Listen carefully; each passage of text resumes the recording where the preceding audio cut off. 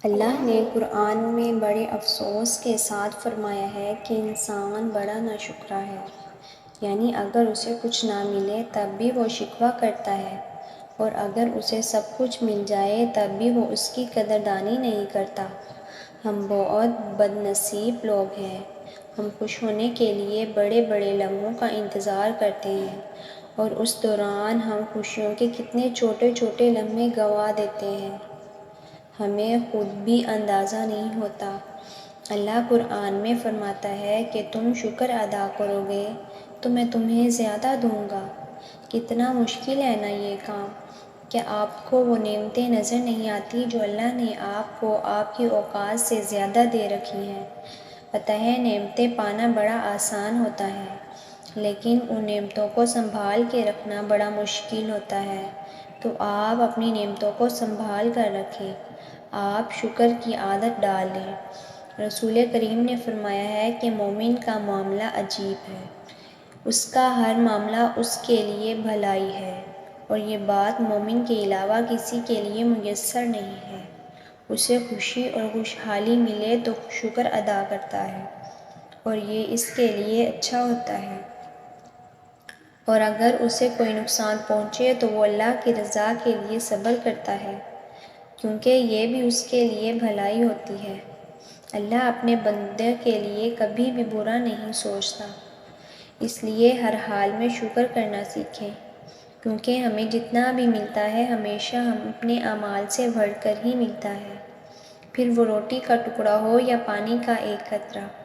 جب آپ شکر ادا کرنا شروع کر دیں گے تب آپ خود محسوس ہوگا کہ وہ روٹی کا ٹکڑا بڑا کھیت بن گیا ہے، اور پانی کا قطرہ بھی اب قطرہ نہیں رہا، سمندر بن گیا ہے۔ اگر آپ دین کو فالو کرنا چاہتے ہیں لیکن آپ کو یہ سمجھ نہیں آ رہی کہ آپ کہاں سے شروع کریں، تو آپ اپنے سفر کی ابتدا قرآن سے کریں۔ انسان کی فطرت ہے کہ انسان لفظوں سے محبت کرتا ہے، اور جب اسے لفظوں سے محبت ہو جاتی ہے تو اسے ان لفظوں کو بنانے والے سے بھی محبت ہو جاتی ہے۔ تو پھر اللہ سے محبت کا یہ سلسلہ آپ قرآن سے شروع کریں۔ روز قرآن کی ایک آیت پڑھیں، صرف ایک آیت ترجمے کے ساتھ۔ آپ نے ریس نہیں لگانی کہ رمضان ہے تو قرآن ختم کرنا ہے، آپ نے قرآن کو سمجھنا بھی ہے۔ قرآن صرف اجر و ثواب کی کتاب نہیں ہے، قرآن ایک لائف سٹائل ہے۔ قرآن آپ کو زندگی گزارنے کا طریقہ سکھاتا ہے، اور بندگی کا سلیقہ بتاتا ہے۔ عمل سے زیادہ نیت اہم ہوتی ہے۔ جیسے رسول کریم نے فرمایا ہے کہ تمام اعمال کا دار و مدار نیت پر ہے، اور ہر عمل کا نتیجہ ہر انسان کو اس کی نیت کے مطابق ملے گا۔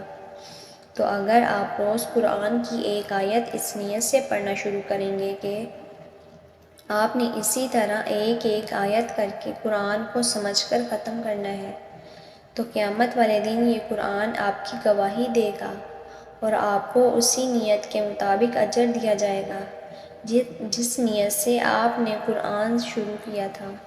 پھر آپ نے 114 سورتوں میں سے ایک سورت بھی، یا اس ایک سورت کی پہلی چند آیات بھی موت واقع ہونے سے پہلے اس نیت سے پڑھی ہوں گی، نہ کہ قرآن پورا ختم کرنا ہے، تو اللہ کو انشاءاللہ پورے قرآن کا ہی اجر دیا جائے گا۔ اور جانتے ہیں میں نے نماز سے پہلے قرآن شروع کرنے کا کیوں کہا آپ سے؟ جب آپ قرآن پڑھنے لگتے ہیں تب آپ کو اندازہ ہوتا ہے کہ نماز کتنی ضروری ہے۔ قرآن آپ کے دل کو کشادہ کر دیتا ہے، اور آپ کی روح کو بیدار کر دیتا ہے، پھر آپ کے لیے نماز بے حد آسان ہو جاتی ہے۔ جیسے قرآن ہمیں سکھاتا ہے کہ اللہ کسی قوم کی حالت تب تک نہیں بدلتا جب تک کہ وہ خود اسے نہ بدلے جو ان کے دلوں میں ہے۔ اللہ صرف اپنی طاقتوں کے ساتھ آپ کے حالات کو اچھے سے برا یا برے سے اچھا نہیں کرتا۔ اللہ صرف اپنی حکمتوں کے ساتھ آپ کی سختیوں کو آسانیوں میں یا آپ کی آسانیوں کو سختی میں نہیں بدلتا۔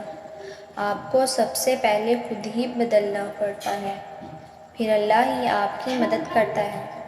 اللہ نے آپ پر بندشیں نہیں لگائیں، اللہ نے آپ کو ہر لحاظ سے خود مختاری بخشی ہے کہ آپ جو چاہیں اپنے لیے منتخب کر سکتے ہیں۔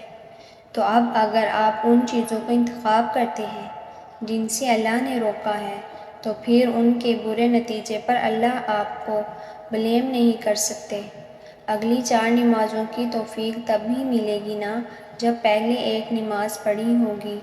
قرآن تب ہی سمجھ میں آئے گا جب روز اسے پڑھنے کی کوشش کی ہوگی۔